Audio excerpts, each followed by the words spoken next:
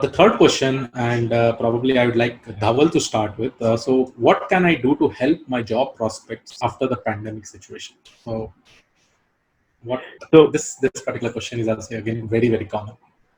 sure. So first of all, pandemic is actually an opportunity for anyone who is trying to pursue their career in technology because the technology adoption is going to only increase. My brother runs a software startup in India, and nowadays he's getting many inquiries from doctors who want to build a telemedicine software, from colleges who wants to build some kind of school management software and mobile app, etc. And as the adoption of IT increases, there will be more information which will get digitized, and hence the scope of data analysis also increases. So that's one big good news. So you don't think that pandemic is a bad news for your future. It's definitely an opportunity. Now to increase the scope, when you apply for a job or when you're even trying to do freelancing, people want to look at your portfolio. Your portfolio is your past projects. Could be academic projects. It could be projects that you have done at your previous company. So building a strong portfolio of projects is extremely important. Now people say that, okay, I'm in the college. How can I build that portfolio? I posted this video on my channel about how do you get a programming experience without having a job. And when I say programming experience, it's like a real programming experience. Can you find an NGO nearby? Can you go to them and ask your help for free? Can you contribute to open source projects? Like open source projects, if you go to, let's say, Pandas open source project on GitHub, they have so many issues open. You can even send a pull request for one or two minor issues, and that will look pretty good on your resume. Try to help people on Stack Overflow. If you have this one line in your resume saying that, okay, I have this much rank on Stack Overflow, reputation, whatever, it's gonna make a big impact, and the probability of getting an interview call will go up. Also, if you're working somewhere, let's say you're a mechanical engineer, you're working on some kind of automotive project, can you identify data analytics opportunities in your field? The thing about data analytics is it's applicable, as you mentioned, Krish, in all the domains. So if you are in particular domain, you can always identify opportunity and then start working on that project on your side. And of course, you need to do hard work. And if you can build a little POC, show it to your management, maybe they will fund your project full time. And then that's something you can add it to your resume. Yesterday, I talked with one mechanical engineer. He was working in Wipro for 2 years as a project manager for a mechanical engineering project, but then he had to deal with a lot of Excel files, and then he learned Python on his own and Excel on his own, and he figured out how he can automate those manual processes. And then he realized that, oh, this is something cool. And eventually, now he became a data analyst. He's working for a firm in Germany. So there are always opportunities. We just need to be creative. Amazing. So, Chanin, we can go with the next question. Sorry, we can go with you. You can answer that. Okay, sure. Yeah, so I also agree that pandemic era right now in lockdown mode, you'll probably be at home, so you have plenty of time. So it's an opportunity to upskill and reskill. So, I mean, there's a lot of online learning platforms that are offering big discount. Data Camp, 365 Data Science, Data Quest. I mean, all of them are pretty much heavily discounted or free for a period of time. And so it's an ever great chance that you could learn something new, stack up on your skills. And on my YouTube channel, I released about, I think it was 9 videos on the virtual internship programs. And I mean, there's a lot of programs that you could do online, and it'll take you only 5 to 6 hours. And for each of the program that you are doing, you have to solve a real problem that the company has faced, and they have created that problem for you to solve. And so with your own unique solution to that, I mean, you could also upload this to your GitHub profile, build your portfolio, as Dhaval has mentioned. And so I think that's a great opportunity. And just a few hours ago, I posted a Medium article on Towards Data Science. It is an example of how you could build a bioinformatic data mining machine learning model. So you could, I mean, if the subscriber could have a look at that and maybe try to apply data science, machine learning to a problem in biology.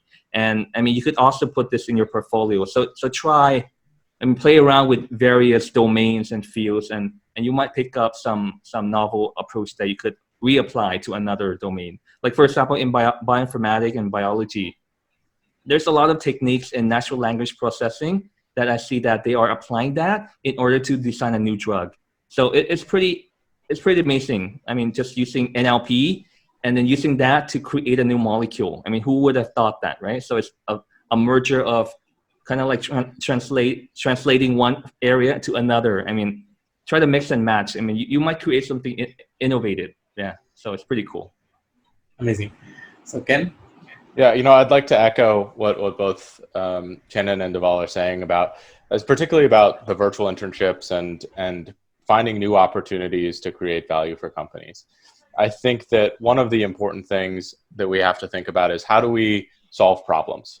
What projects can you do that have real value in the world? Right now, the world has a lot of problems with it, and there's plenty of really good data out there that can help with pandemic relief, that can help with social justice issues, that can help with a lot of real things that have a lot of impact. I'm pretty sure one of the largest dashboards for keeping track of the COVID cases was open sourced, was done by one, I think they were like a college or a grad student. And there's no reason why someone watching this can't create something very similar. I would also say that this is a great opportunity to figure out what types of opportunities you really want to have as an individual. What industries do you want to work on, and to do projects that are related very specifically to those industries. Let's say, obviously I'm in sports, but let's say I was interested in agriculture and trying to understand the future of that field. I knew I wanted to work in that field as a data scientist. I could go out and find a lot of agricultural data, maybe do 2 or 3 projects in that domain, and that would give you such a huge advantage for getting a role in that domain over anyone else. I mean, to me, this is a great time to maybe specialize a little bit in that domain knowledge that you were talking about. And we, again, as everyone else had mentioned, we have the time now. So why not capitalize and try and maybe niche down a little bit and really show where your strengths are. Amazing. Guys, the thing is that the person who is actually answering the last, I think you all have actually covered all the points. So I don't have any much, but I'll write just to say an instance about something, right? So Dhaval said about contributing to open source project. So I really want to say you a very interesting thing about this. So one guy recently contacted me. I asked him that, he told me, so what is the guidance to become a data science, to go into data science? So I told him that start contributing to open source project and put that in your GitHub. And he said, yes, I have actually contributed to the open source project. Then I asked him, how did you contribute? Because you're saying that you have not even started learning. And he said, sir, in one of the GitHub, I had found out some spelling mistakes. I took that issue, I fixed that spelling mistake, and merged back to the GitHub. Now every people is using those README file. So it was actually a README file, okay, where there was kind of 2 spelling mistakes, and he changed that spelling mistake, he merged back to the GitHub. So what I'm trying to say is that contributing to open source project is not only that, fix some complicated issues. Again, everybody's serious right now. Yes, so I just made a bit of fun, to entertain this whole open source contribution part. Now, but definitely I've met some of the students who have extensively participated in open source projects, and they were able to get Google Summer of Code internship. So probably I think now it is pretty much important that you contribute to open source projects, as many people does. That will actually put a wonderful impression in front of the recruiters if they have that in your resume itself. Apart from that, I think everybody has covered most of the points.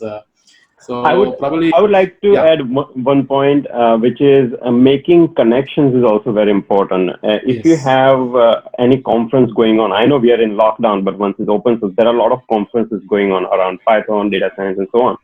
Make sure you go to those conferences. Even if you have to pay out of your pocket, building connections in conferences is extremely useful. Even if you're not at conference, you can send LinkedIn invites to people. Let's say I want to build connection with data scientists in Amazon. So just send LinkedIn invites, and there are some protocols on how you should behave on LinkedIn. You can't be a burden to someone. But if you learn those principles and make great connections, those connections are often useful in getting a job. I know one guy, he was from BITS Pilani in India, and he presented in PyData conference.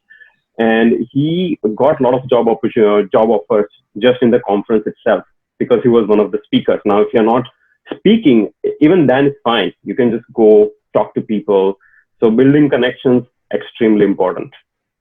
Okay, one more good news, guys. What I have to say from my side is that on June 20th, right, I'm giving a webinar in deeplearning.ai events, in one of the events. So that is happening in June 20th. Just got the confirmation yesterday, and this is for the whole viewers. I'll see you all in June 20th. It will be announced in LinkedIn separately. So anybody Awesome. needs to add anything as such? Again, I'll be tuning in June 28th. I'm looking forward to it. Yeah, Yeah, me sure. too. So, okay, we'll go to the next question now.